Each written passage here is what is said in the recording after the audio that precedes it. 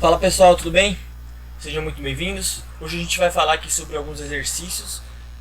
Vamos propor alguns exercícios sobre o while que a gente viu na aula passada, tá? Mas antes de comentar sobre eles, tem algumas coisas aqui que a gente tem que ver antes para ajudar nos exercícios e para aprender algumas coisas novas aqui bem legais também, tá? Começando aqui por esse import que está aqui no código. Isso aqui é novo, a gente não viu ainda, tá? Mas no Python, não só no Python como em outras linguagens também, a gente consegue importar bibliotecas que são códigos que vêm de fora, que outras pessoas escreveram, e a gente consegue usar as funções delas ali, tá? A gente ainda não viu sobre funções, a gente não aprendeu a criar funções ainda, a gente vai aprender mais pra frente. Só que funções é como se fosse o while, o if, que já fazem algumas coisas por trás ali, que a gente não precisa especificar no código, né? Quando a gente usa o if, ele já compara uma coisa com a outra automaticamente, né? Tá? E assim por while é a mesma coisa, ele já fica rodando ali automaticamente, porque por trás tem um código que faz isso, certo? E a gente consegue importar bibliotecas que fazem coisas que não existem nativamente no Python. Por exemplo, aqui o handle. Tá? Eu importei o handle aqui e a gente vai comentar um pouco sobre ele, algumas das coisas que ele faz aqui. Tá? Ele faz outras coisas, caso te interesse, você queira algo diferente, você pode pesquisar sobre a biblioteca handle no Python, que ela faz, caso a gente não aborde aqui. Beleza? A gente vai estar começando aqui com o handit. Então a gente faz um handle.handit para chamar aqui a função.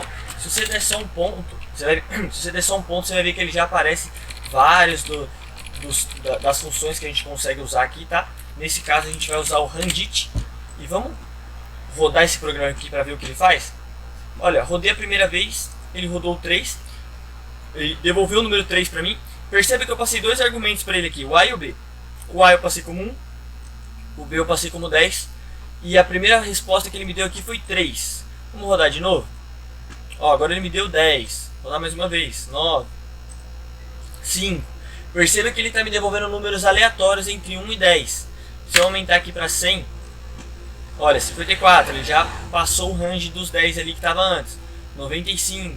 62, tá? Então o handit, ele fica me imprimindo, quer dizer, ele está imprimindo que eu estou dando print, mas ele escolhe números aleatórios aqui entre o range que eu passar para ele aqui. Beleza? Esse é o handle.handit, tá? Da biblioteca handle. Vamos falar agora sobre outro diferente. Eu criei algumas variáveis aqui, uma lista, um número e uma palavra, tá? E aí vamos começar aqui pela lista. Aqui tem uma função do handle chamada choice, tá? Perceba que eu passei como argumento aqui a minha variável lista, que vai do 1 até o 6. Vamos ver o que acontece aqui. Olha, rodei o programa, ele imprimiu o número 5. Rodei, ele imprimiu o número 1. Rodei, ele imprimiu o número 6. Rodei, ele imprimiu o número 5. Então ele está pegando aleatoriamente dessa lista que eu tenho aqui, tá? Então o choice escolhe aleatoriamente, dado uma lista que você passa para ele. Essa lista pode ser só de inteiros? Não.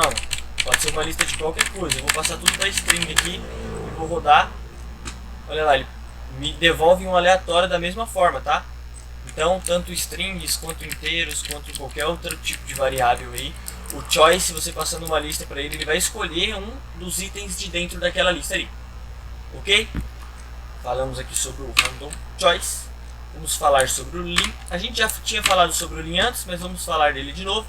Eu tenho uma lista aqui e eu dei um lim lista, print lim lista. Vamos ver o que acontece? Olha só. Ele me falou o tamanho da minha lista, tá? Quantos itens eu tenho na minha lista aqui. Beleza? Isso aí sem novidade, a gente já tinha falado antes, mas só para relembrar. Vai ser bem legal, a gente vai usar isso aqui nos exercícios com certeza, tá? Tem um outro aqui que é lim palavra. Então eu tenho uma palavra que o nome é teste e eu dei um lim palavra aqui. Vamos ver o que acontece? Olha só, 5. Porque 5 é o número de caracteres que eu tenho nessa string aqui, tá? Então ele conta quantos caracteres tem uma string. Se isso aqui tivesse espaço da mesma forma, teste do Bob. Ele vai contar quantos caracteres tem contando o espaço aqui, tá? O espaço também é considerado um caractere. Beleza? Então agora vamos para o próximo exemplo aqui. Eu fiz um lim string número. Então eu tenho um número aqui inteiro chamado 10. Chamado 10 é o número 10. E eu passo ele para string aqui. Vamos ver o que acontece? Olha, 2. Então quando eu passo um número para string, eu consigo contar quantos caracteres ele tem, tá? Se eu tentasse fazer isso daqui sem passar ele para string, vamos ver o que acontece. Não consigo contar, tá? O lim não funciona em números inteiros. Por isso que eu preciso passar ele para string. Ah, eu recebi um número, eu quero contar quantos caracteres tem nesse número. preciso passar ele para string, beleza? E é assim que a gente passa para string, que a gente também já comentou em outra aula. Ok? Algumas outras coisas aqui. Eu tenho uma lista, a minha lista vai do 1 até o 6. Eu quero adicionar um número depois do 6 aqui, um número aleatório. Como eu faço isso? Eu uso a função da lista chamada append. Append e coloco o valor que eu quiser adicionar na lista aqui, tá? Então perceba que eu coloquei append 10, depois append 11, e eu vou printar a lista aqui. Vamos ver o que vai acontecer? Olha só, 2 números foram adicionados aqui na minha lista. Então minha lista era do 1 até o 6, agora ela vai do 1 até o 6 e pula para o 10 e 11. Tá? Se eu posso continuar aqui e ele vai adicionando para mim. Ó, adicionei mais um 11. Vou mudar aqui para 15. Agora ele ficou 11, 15. Beleza? Então a gente consegue adicionar itens na lista também com o append. A função append só funciona na lista. Se eu tentar colocar o número .append, não vai funcionar. Ele nem me dá a opção aqui, tá? Lista.append, ele me dá a opção porque ele entende que é uma lista que eu consigo adicionar coisas nela. Ok? Então, dado tudo isso aqui que a gente aprendeu agora, vamos para os exercícios? Vamos lá. Primeiro exercício proposto aqui é uma contagem regressiva. Então, escreva um programa que inicie uma contagem regressiva a partir de um número fornecido pelo usuário até 0. Por exemplo, se o usuário inserir 5, o programa deve imprimir 5, 4, 3, 2, 1, 0.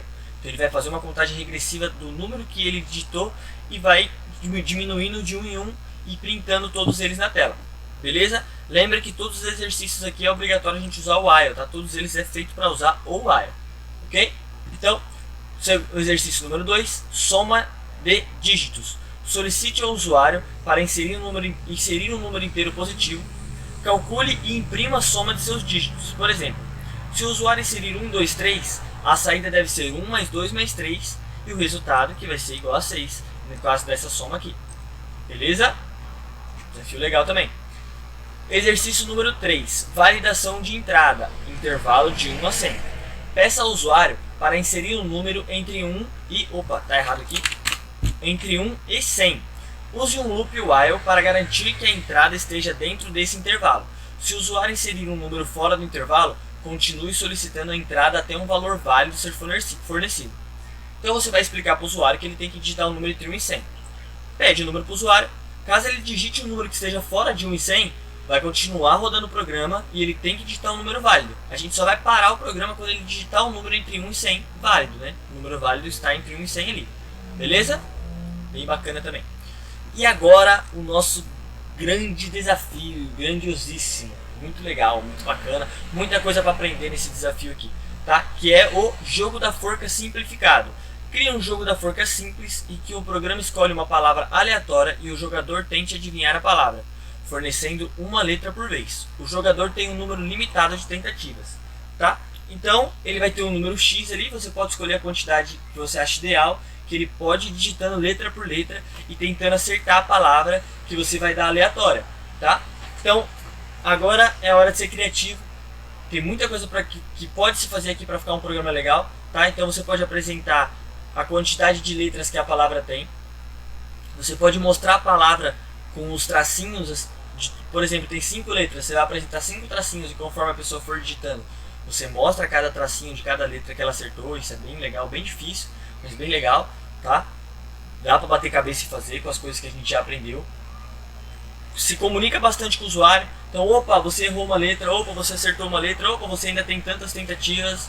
Beleza? Explica pra ele no começo quantas tentativas ele tem. Bem legal, muita coisa pra se fazer aqui, tá? É um programinha que dá pra sempre pra melhorar, sempre pra fazer coisas mais legais aqui. Faça o seu limite, estude bastante e eu espero muito que você consiga. Beleza? Qualquer dúvida estou à disposição no e-mail. Muito obrigado e até a próxima. A gente se vê nas correções desses exercícios aqui.